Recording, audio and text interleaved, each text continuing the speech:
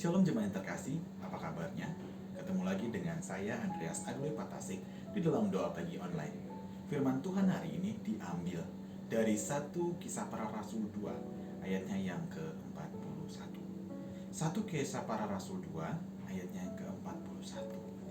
Orang-orang yang menerima perkataannya itu memberi diri dibaptis, dan pada hari itu jumlah mereka bertambah, kira-kira 3.000 jiwa.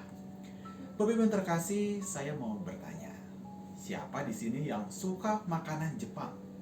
Siapa di sini yang suka makan sushi atau sashimi?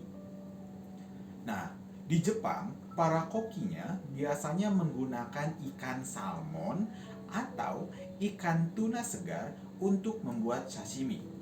Semakin segar ikannya, semakin bagus dan akan semakin mahal.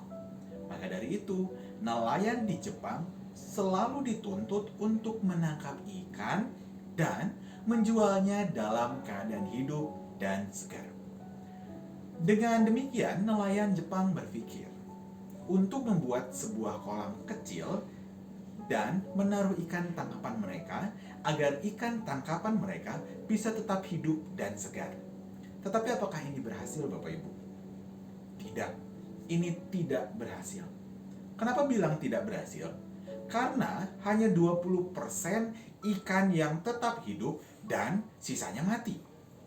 Lalu untuk menyiasatinya, nelayan Jepang memasukkan seekor ikan hiu kecil dengan harapan membuat para ikan yang lainnya terus bergerak. Nah, apakah ini berhasil? Berhasil, Bapak Ibu.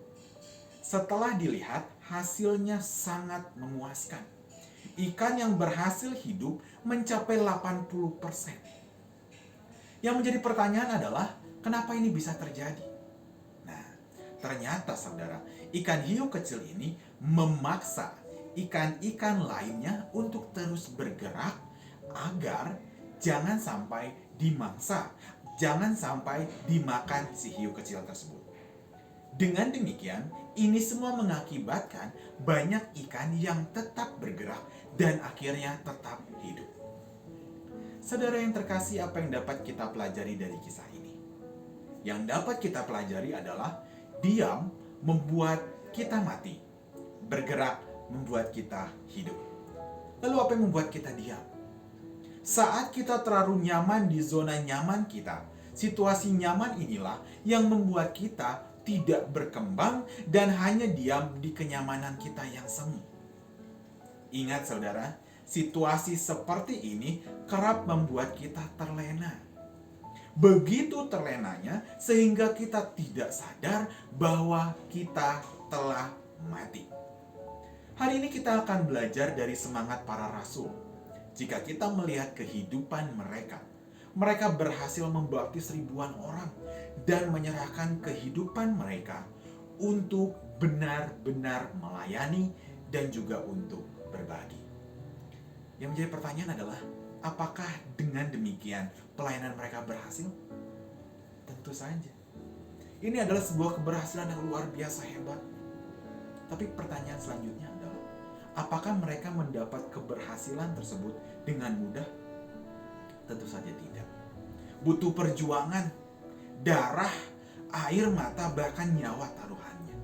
Mereka benar-benar berjuang demi kemuliaan nama Tuhan, saudara.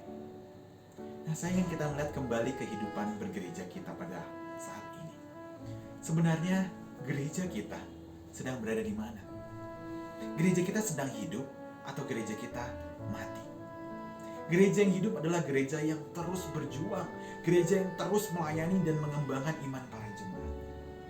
Bagi saya secara pribadi, gereja yang berhasil bukan hanya gereja yang besar, gereja yang berhasil bukan yang banyak jemaatnya saja, bukan yang kaya raya, tetapi gereja yang berhasil adalah gereja yang terus mengembangkan pelayanannya, mengembangkan iman para jemaatnya untuk terus mau melayani dan menjadi saksi Kristus di dunia ini, walau tantangannya banyak yang akan menghadang pelayanan kita.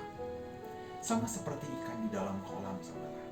Mereka terus berjuang dan hidup justru karena ada hiu-hiu kecil dalam kolam mereka. Lalu apa yang membuat kita bergerak? Yang membuat kita bergerak bisa jadi adalah masalah. bisa jadi tekanan, bisa jadi tuntutan. Saat masalah datang, secara otomatis naluri kita, sifat kita itu akan membuat kita bergerak aktif dan berusaha mengatasi semua pergumulan hidup itu. Tidak hanya itu, kita menjadi kreatif dan potensi diri kita pun menjadi berkembang sangat luar biasa. Gereja kita, bahkan gereja dimanapun sebenarnya, sedang berada atau sedang juga menghadapi hiu-hiu kecil juga. Dan hiu itu salah satunya adalah corona. Nah, apa yang akan kita lakukan di tengah masalah ini? Apakah kita akan diam? Atau kita bergerak melayani dan menghadapi masalah ini? Kalau kita lihat, GKI Pengampor menghadapinya dengan terus melayani dan menyesuaikan pelayanan dengan masalah-masalah yang ada. Seperti kita lihat, banyak pelayanan baru yang muncul justru karena ada masalah, khususnya pandemi ini. Nah, dengan demikian bisa dikatakan bahwa gereja kita pun sebenarnya tetap bergerak, tetap maju menghadapi tantangan zaman yang begitu menekan dan berusaha untuk keluar dari zona nyamannya. Lalu pertanyaannya, bagaimana dengan kita? Apakah kita masih mau menjadi saksi Kristus di dunia yang penuh cemat ini? Ingatlah saudara, kita akan bisa belajar banyak dalam hidup ini bukan pada saat keadaan nyaman dan aman, tapi justru pada saat kita menghadapi badai hidup. Itu sebabnya syukurilah kehadiran hiu kecil yang terus memaksa kita untuk terus bergerak dan menjadi saksi Kristus di dunia ini. Tuhan memberkati kita.